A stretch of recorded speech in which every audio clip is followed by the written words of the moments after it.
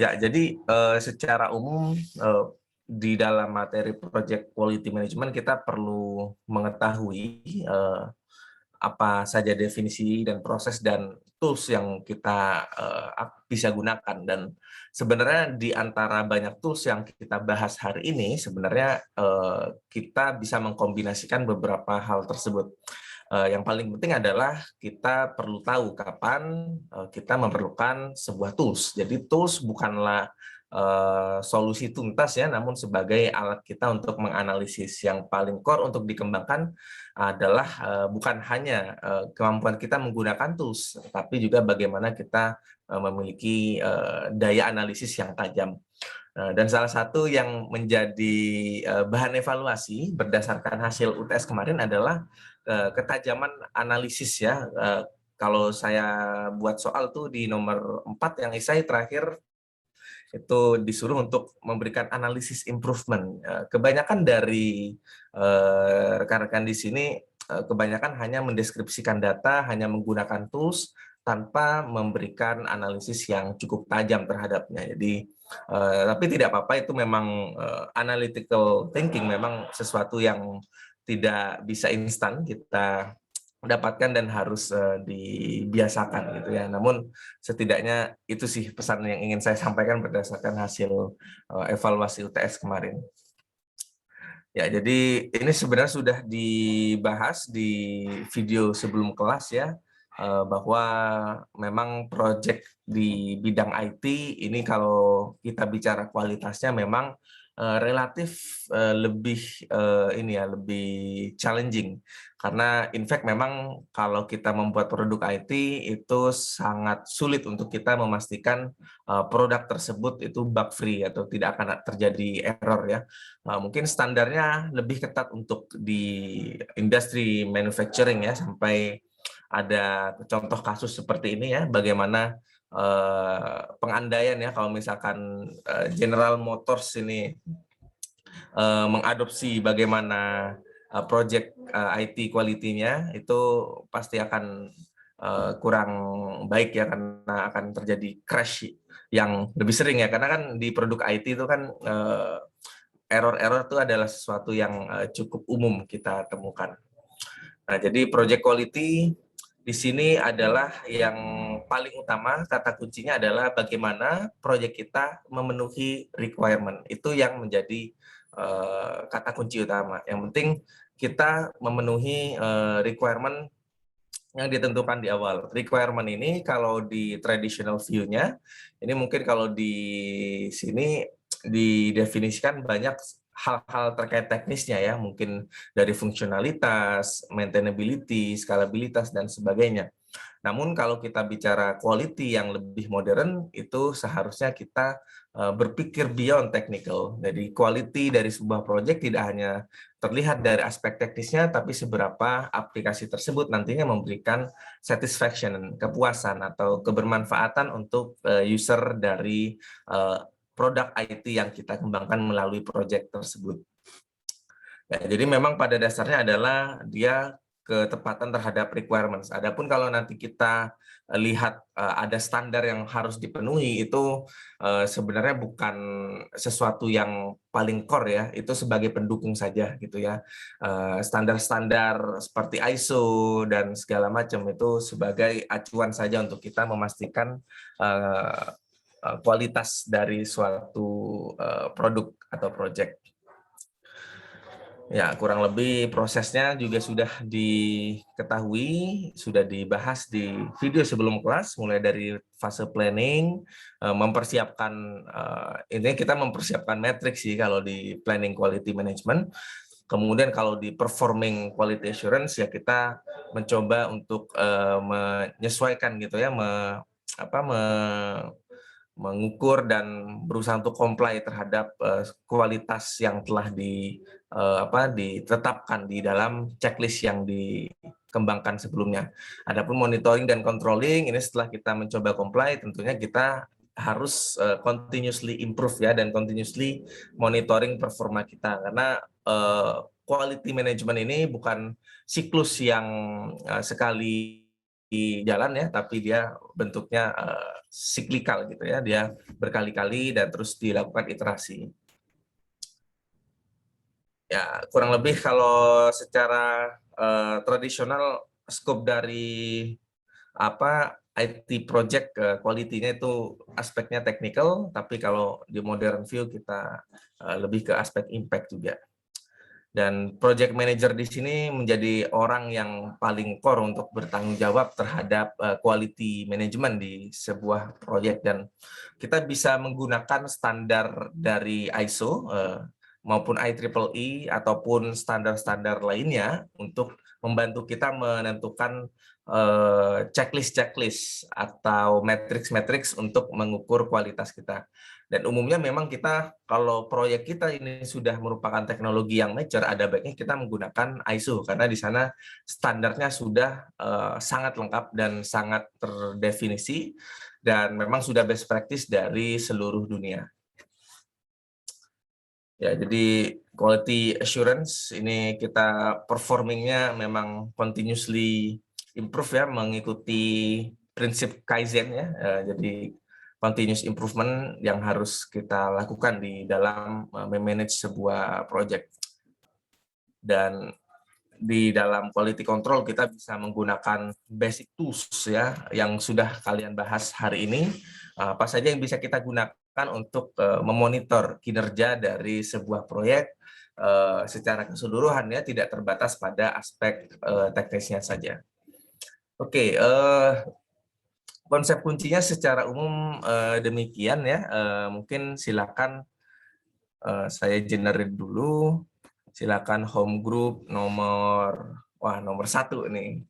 Silakan untuk bisa membantu saya menjelaskan apa itu control tools secara keseluruhan yang kalian bahas dalam waktu 15 menit. Jadi saya asumsikan semuanya sudah mendiskusikan ya secara detail di home group dan fokus group masing-masing.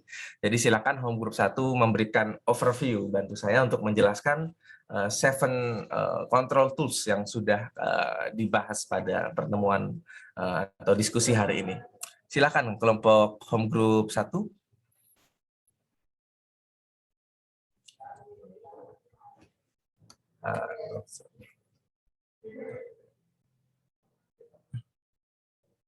H01 kelompoknya Datul Hidayatul Fikri.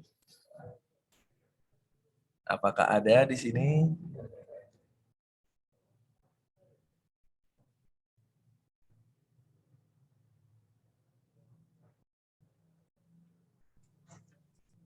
Halo Kak, ya boleh izin saya scan ya Kak? Oke, silakan ya. 15 menit ya waktunya. Oke.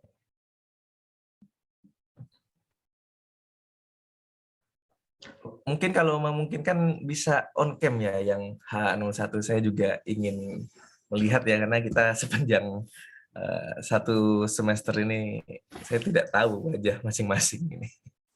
Oke, silakan dilanjut.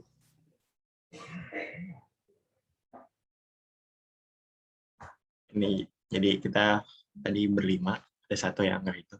Ya mungkin sekalian dulu tadi ada, karena ada satu itu tadi kita belum sempat ke room lain.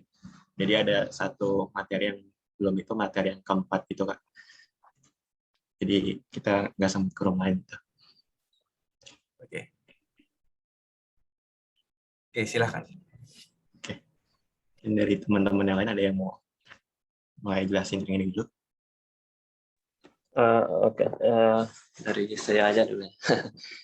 Oke, terus yang pertama ada tes suara saya jelas nggak? Clear. Satu, clear. Oke, terus yang pertama untuk quality control ada cause effect diagram.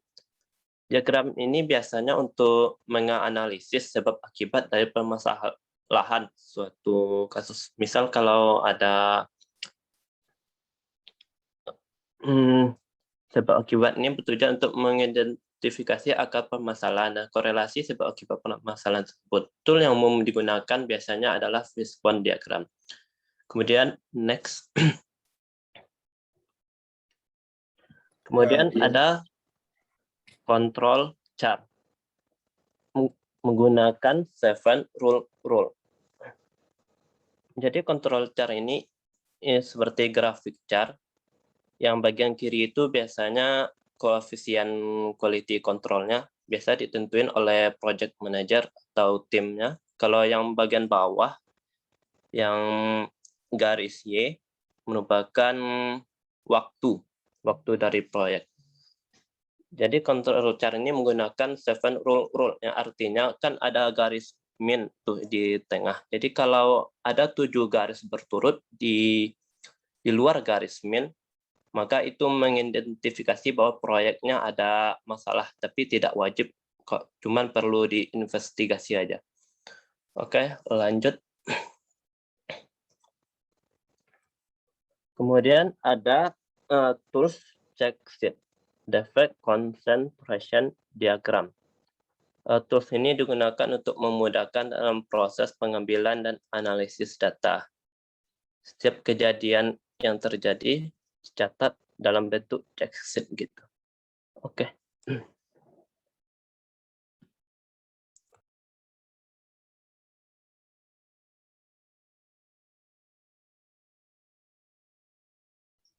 Oke, selanjutnya ada scatter diagram. Scatter diagram ini adalah diagram dengan grafik pasangan data numerik dengan satu variabel pada setiap sumbu untuk mencari hubungan di antara mereka. Tujuannya adalah untuk menentukan apakah kedua variabel memiliki keterhubungan dan ketika mencoba untuk mengidentifikasi akar penyebab potensi masalah di antara dua variabel. Next. Selanjutnya histogram, dia sejenis grafik batang dari distributif variabel. Terus paling sering digunakan untuk menunjukkan seberapa sering setiap nilai yang berbeda dalam satu set data terjadi. Next. Terus ada Pareto chart. Pareto chart ini adalah graf batang yang digunakan untuk menganalisis data tentang frekuensi masalah atau penyebab dalam suatu proses, dan ketika ada banyak masalah atau penyebab dan Anda ingin fokus pada yang paling signifikan.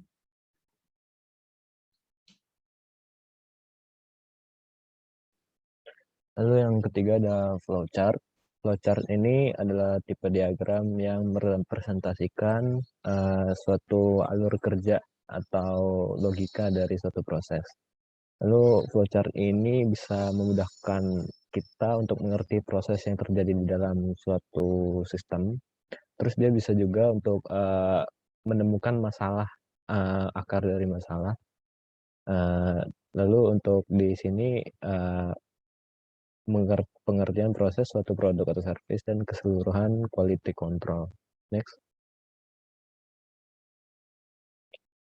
Nah, yang kedua, yang ini statistical sampling, yaitu dia ngambil sampel dari populasi, lalu diuji certainty factor-nya.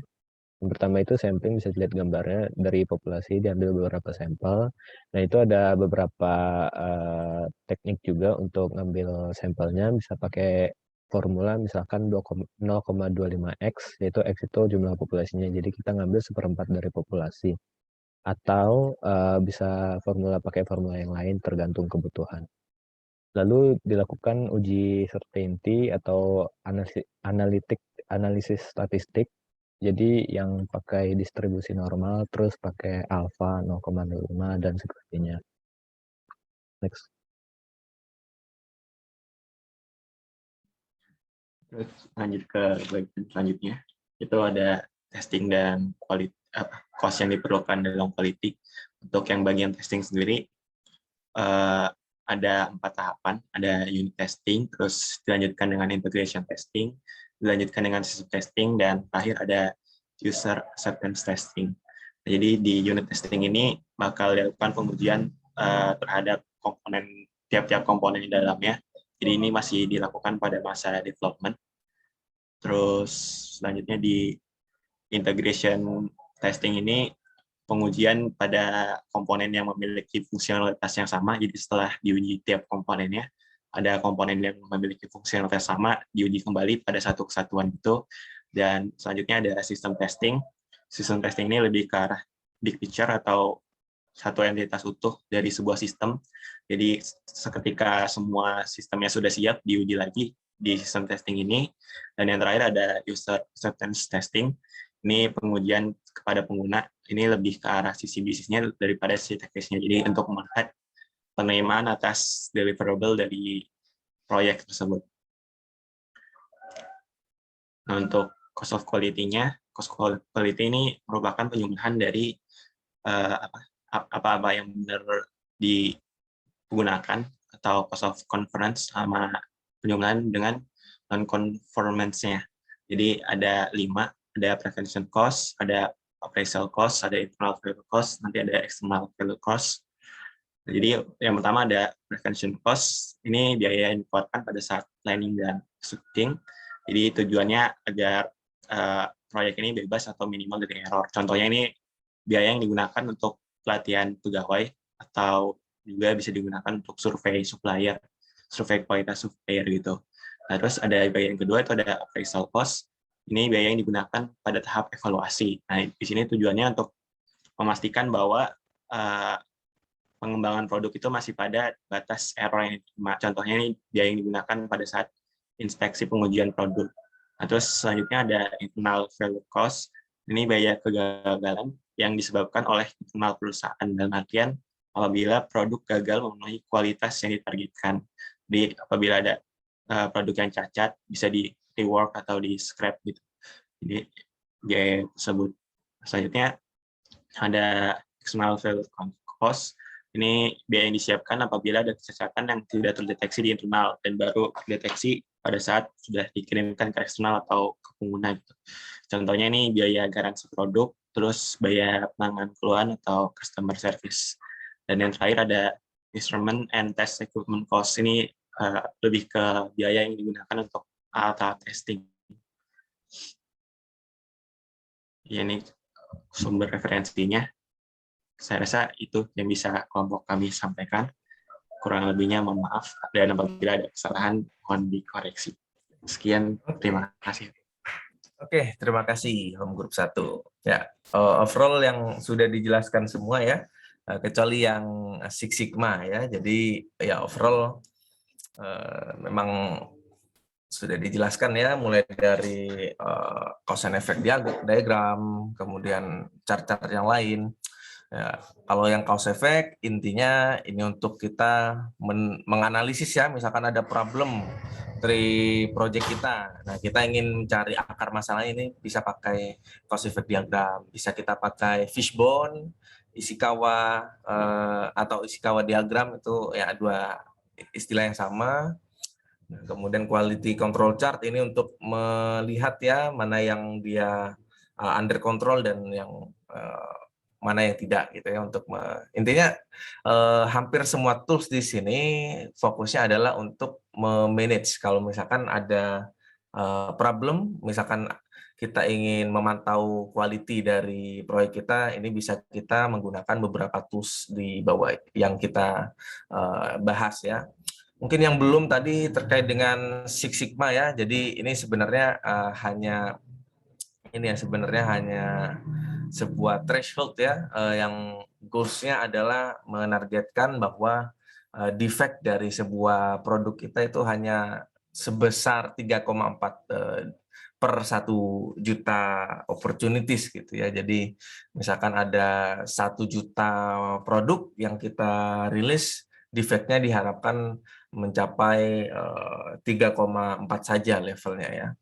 Dan untuk memastikan hal tersebut ya kita bisa menggunakan DMAIC ini ya, mulai dari kita mendefine problemnya, kita melakukan pengumpulan datanya, kemudian kita menganalisis apa permasalahannya. Kalau misalkan defect-nya itu lebih banyak daripada 3,4 per sejuta, kemudian kita lakukan improvement yang bisa kita aplikasikan dari hasil analisis dan melakukan kontrol ya, bisa kita bisa kombinasikan prinsip ini dengan control tools yang lain ya, bisa kita gunakan quality control chart atau kita gunakan tools-tools yang lain.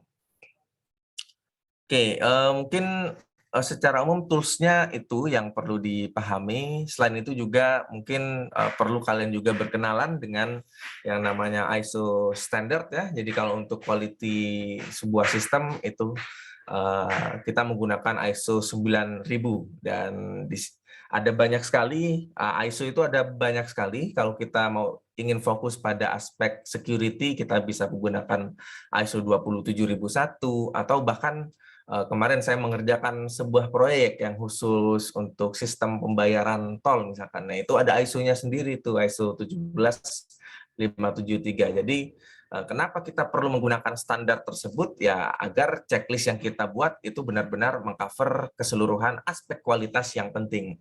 Nah, kalau kita tidak comply, kita tidak mengadopsi ISO dan kita membuat checklistnya sendiri dan kita bukan merupakan project manager yang berpengalaman, itu akan cukup merepotkan untuk memastikan bahwa project kita itu benar-benar berkualitas. Nah, selain itu kita juga perlu untuk mengenal yang namanya maturity models ya. Jadi kalau di dalam pengembangan software itu ada beberapa maturity models atau model kematangan, yakni adalah sebuah framework ya untuk menentukan level dari proses yang kita jalankan di organisasi. Jadi misalkan kita ada salah satu kalau kita bicara software ya, ada satu maturity models namanya CMMI ya. Di sini ada beberapa level nih, mulai dari incomplete hingga optimize, dari level 1 hingga level 6. Nah, dan biasanya untuk proyek-proyek yang diselenggarakan oleh pemerintah umumnya mensyaratkan bahwa sebuah organisasi harus mencapai maturity level 3 gitu ya, atau setidaknya manage kalau di sini. Nah, hal tersebut mungkin tidak akan dibahas di kuliah ini jika memang kalian di sini berminat untuk explore mengenai standar-standar, kemudian compliance terhadap standar ISO atau model kematangan, itu bisa diambil di mata kuliah dasar-dasar audit sistem informasi. Di situ akan banyak sekali layer yang akan kita bahas terkait compliance quality terhadap suatu aspek. PMI juga memiliki maturity model untuk mengukur seberapa mature, seberapa matang penyelenggaraan atau eksekusi proyek di sebuah organisasi. Oke, sampai sejauh ini mungkin satu atau dua pertanyaan sebelum kita masuk ke post-test ke Kahoot. Apakah ada yang ingin ditanyakan terkait dengan quality management? Mungkin kalian punya case yang ditemukan yang menarik untuk ditanyakan, silakan.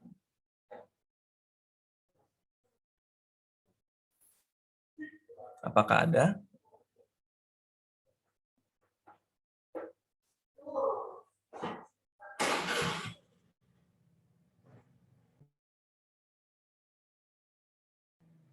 Oke, kalau tidak ada mungkin kita akan langsung beranjak ke post class quiz menggunakan Kahoot. Intinya sebelum saya masuk ke post class quiz, yang harus benar-benar dipelajari adalah esensi dari quality management itu sendiri, bahwa quality management adalah pada dasarnya adalah untuk memenuhi requirement, entah itu requirement-nya terkait dengan technical maupun kita bisa bahas dari sudut pandang customer juga. Dan proses-prosesnya cukup simpel untuk quality management. Kita lakukan planning, kita lakukan assurance, dan setelah kita lakukan assurance itu tidak berhenti, kita lakukan kontrol lagi, dan kalau ada isu lagi kita lakukan secara siklikal proses tersebut. Dan beberapa tools juga perlu untuk dipahami gitu ya, dan pentingnya kita menggunakan standar dan mengikuti atau comply terhadap framework maturity model. Oke, kalau tidak ada kita lanjutkan.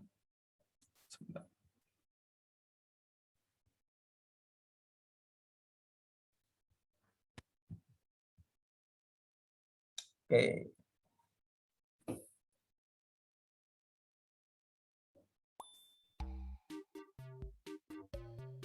Oke.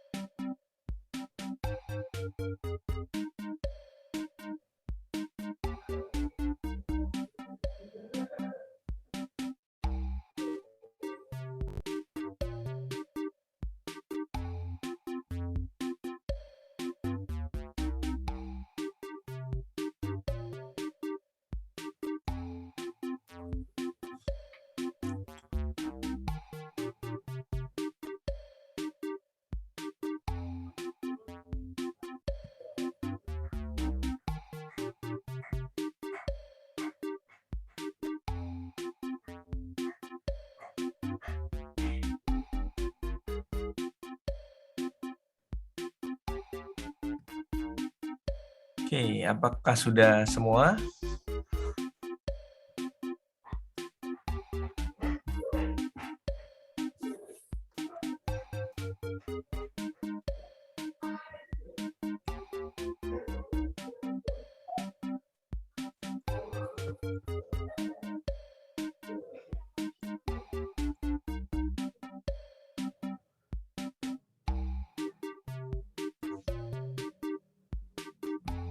Oke, kalau tidak ada saya akan mulai kuisnya.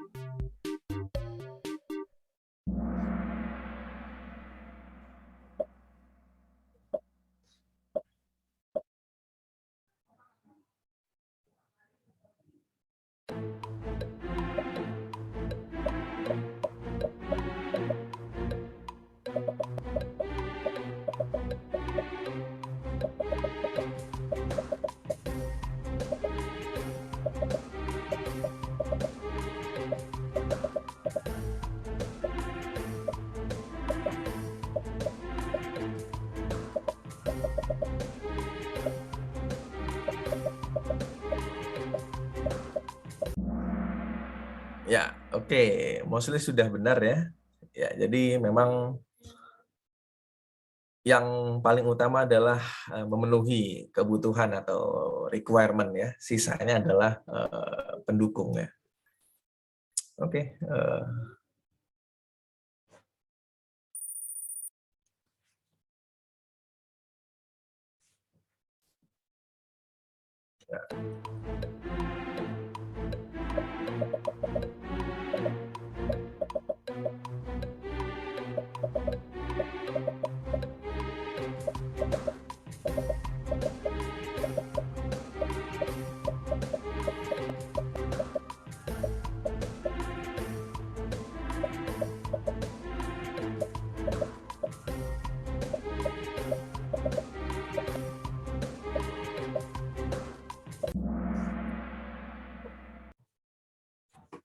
Oke.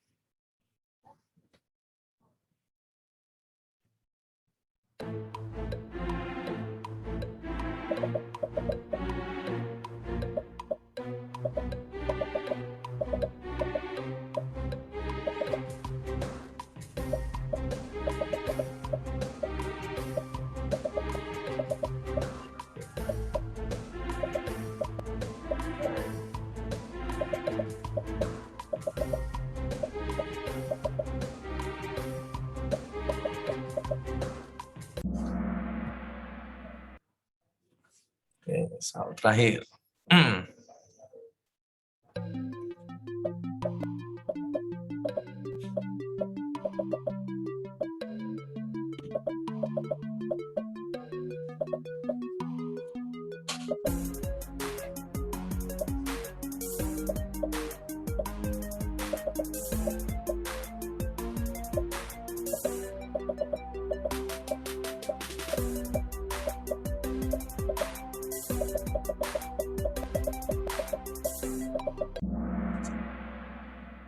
Oke.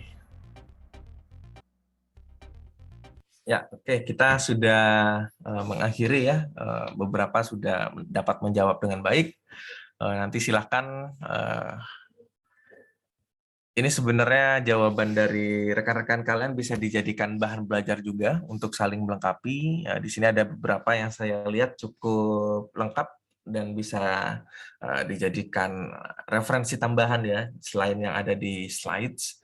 Dan termasuk juga dari kelas lain ya, mungkin ada informasi baru yang belum ada di slides kalian, nanti bisa dikombinasikan ya dengan hasil pekerjaan dari kelompok lain. Oke, ya oke. Jadi mungkin cukup sekian dulu pertemuan kita hari ini terkait dengan Project Quality Management.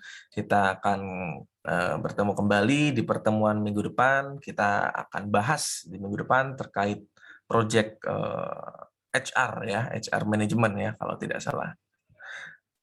Terkait bagaimana kita mengatur SDM di dalam sebuah proyek. Ya, mungkin sebenarnya kalau untuk tools yang basic ya, seperti perhitungan cost, schedule, itu sudah kita pelajari di paruh semester.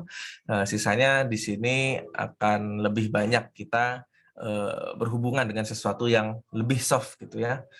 Tidak terlalu matematis, tapi kita perlu memahami ya, bahwa di organisasi itu banyak manusianya, di proyek involve manusia, sehingga aspek-aspek soft yang bukan teknikal itu juga tidak kalah penting. Oke, dari saya cukup ya untuk pertemuan hari ini. Terima kasih atas kehadiran dan perhatiannya. Semoga sehat selalu dan silakan mempelajari kembali apa yang sudah kita bahas hari ini. Terima kasih semuanya. Assalamualaikum warahmatullahi wabarakatuh. Selamat siang semuanya. Waalaikumsalam Terima warahmatullahi kasih wabarakatuh. Pak, semangat semuanya. Terima kasih, Kak. Arigato. Terima kasih, Kak. Pak.